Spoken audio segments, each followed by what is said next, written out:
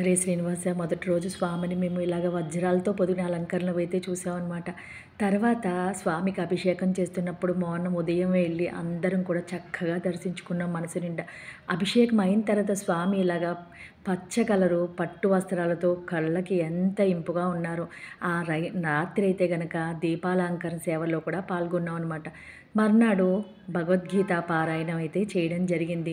కోటి లేఖన యజ్ఞం రాసి సమర్పించి పీఠాధిపతుల చేతుల మీదుగా సర్టిఫికెట్ కూడా అందుకోవడం జరిగిందనమాట. స్వామిని ఏ విధంగా చూసినా కన్నులకు ఆనందమే. కన్నులన్నీ కూడా పండగ చేసుకున్నట్టే లెక్క. మనం గీతా మందిరం ఏం ఉన్న ప్రాంగణంలో ఎక్కడున్నా కూడా డిస్ప్లేలో పెద్ద పెద్దగా స్వామికి జరిగే ప్రతి గర్భాలయంలో జరిగేదంతా కూడా మనకి చూడవచ్చు. మనం బయట డిస్ప్లే అవుతూ ఉంటుందన్నమాట. అలాగే గురువు గారి దయ వల్ల గురువువారితో పాటుగా స్వామివారికి 219 పాటలు పాడి ఆ యజ్ఞం కూడా పూర్తి చేశాం. హరే శ్రీనివాస.